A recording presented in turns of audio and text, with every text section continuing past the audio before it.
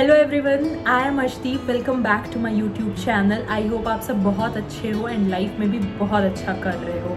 सो आप सभी ने इस वीडियो का टाइटल तो देख ही लिया होगा। We are going to discuss about the exam strategy for the December attempt. Now consider this video as a good luck for your exams provided you watch it till the very end. Trust it because I am saying it. Not only are we going to discuss the exam strategy for December attempt, I am also going to tell all of you how did I navigate the last 2 months of my exam. So without any further delay, let's get straight into the video. CS exam start हो रहे हैं 22 of December से। I am assuming कि आप सभी लोग अपने first exam की प्रिपरेशन स्टार्ट कर देंगे फ्रॉम 20 ऑफ दिसंबर। उससे ज़्यादा डिले मत करना क्योंकि फर्स्ट एग्जाम है, अगर अच्छा नहीं गया तो कॉन्फिडेंस बहुत ज़्यादा ब्रेक होगा। कीपिंग दिस इन माइंड, आप लोगों के पास सिर्फ और सिर्फ 17 गोल्डन डेज का पीरियड है जिसमें you can actually make or break your result. So exam study strategy में मैं आप लोगों को टोटल 3 चीज़ें बताऊंगी। सबसे पहली और इम्पॉर्टेंट चीज़ है to complete your syllabus before the first week of November. I am emphasising on this timeline before the first week of November. वो क्यों है वो आगे पता चलेगा।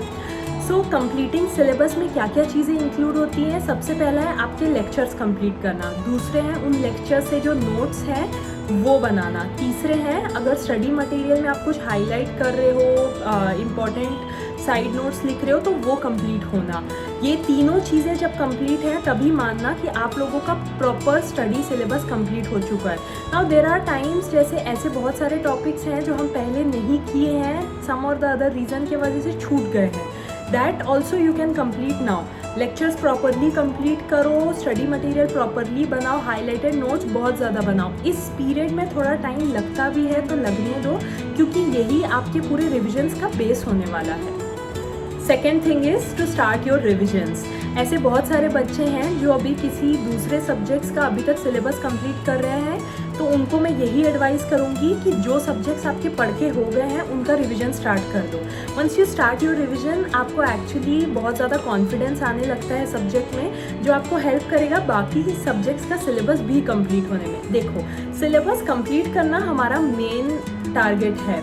उसके बाद नेक्स्ट स्टेप आता है रिवीजन कंप्लीट करना। इन केस सिलेबस कंप्लीट नहीं हुआ है कुछ सब्जेक्ट्स का तो बाकी सब्जेक्ट्स का तो रिवीजन स्टार्ट कर दो। रिवीजन के टाइम पे जो सबसे ज़्यादा मेन बात रहेगी कि अपना स्टडी मटेरियल मत चेंज करो। इन केस आप एक पर्टिकुलर स्टडी मटेरियल से पढ़ते हुए आ रहे हो and for your first revision आपने अपना स्टडी मटेरियल चेंज कर दिया जस्ट बिकॉज आपको फोमो हो रहा है कि मैंने इसमें से नहीं पढ़ा, तो ये काम बिल्कुल भी मत करना क्योंकि you have already got familiar with the previous study material and आप न्यू स्टडी मटेरियल पढ़ रहे हो तो आपको ऐसा लगेगा कि आपने तो कुछ भी नहीं पढ़ा है। तो फिर रिवीजन आप कहीं से भी कर रहे हो, ICSI स्टडी मटेरियल से कर रहे हो या फिर अपने नोट्स से कर रहे हो या फिर उस कोचिंग इंस्टीट्यूट से कर रहे हो, कहीं से भी करो।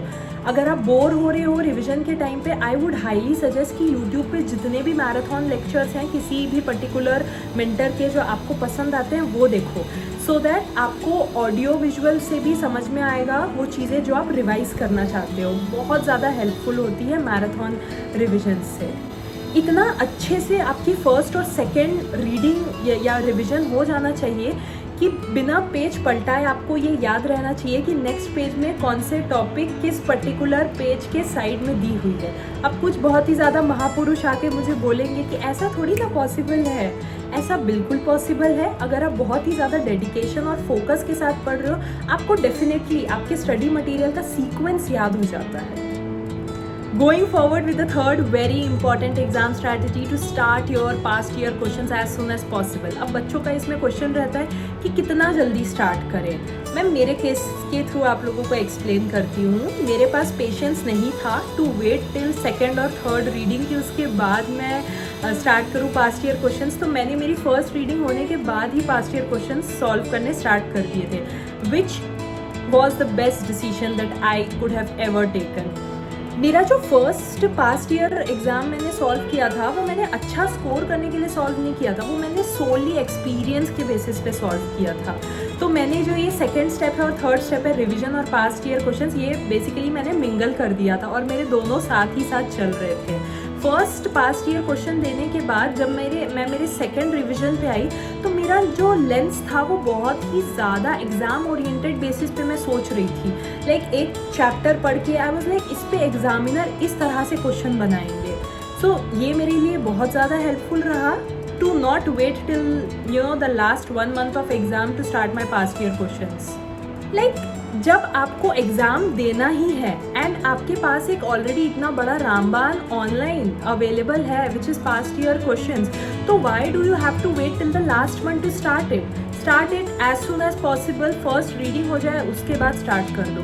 लाइक मेरा तो मैंने ऐसा बहुत बार किया है ऑन मैनी डेज कि first half of the day मैं एक पर्टिकुलर पार्ट पढ़ रही हूँ एक सब्जेक्ट का and on the second half of the day मैं वो पर्टिकुलर पार्ट के पास्ट ईयर क्वेश्चन सॉल्व कर रही हूँ. ऐसे में मैं बोर भी नहीं होती थी, मेरी स्टडीज़ बहुत ज़्यादा इंटरेस्टिंग होती थी. So just to quickly summarise this video, सबसे पहले आप अपना सिलेबस कंप्लीट करो. जो सेकंड स्टेप आता है वो प्रॉपरली रिवाइज करो. थर्ड स्टेप और सेकंड स्टेप आप दोनों एक साथ कर सकते हो which is revision and past year questions. So I hope ये वीडियो आप सभी को बहुत ज़्यादा हेल्प किया. I am keeping this video short क्योंकि अभी जनरली टाइम सबके पास कम होता है. आई वुड रिकमेंड सारे बच्चों को कि ज़्यादा वीडियोज़ वगैरह यूट्यूब पे मत देखो, मेरी देख लिए. चलो बहुत अच्छा हुआ, गुड लक तो अब आपको मिल ही जाएगा एग्ज़ाम्स के लिए. नाउ डायरेक्ट जाओ एंड पढ़ाई स्टार्ट करो. Best of luck. Love you, bye.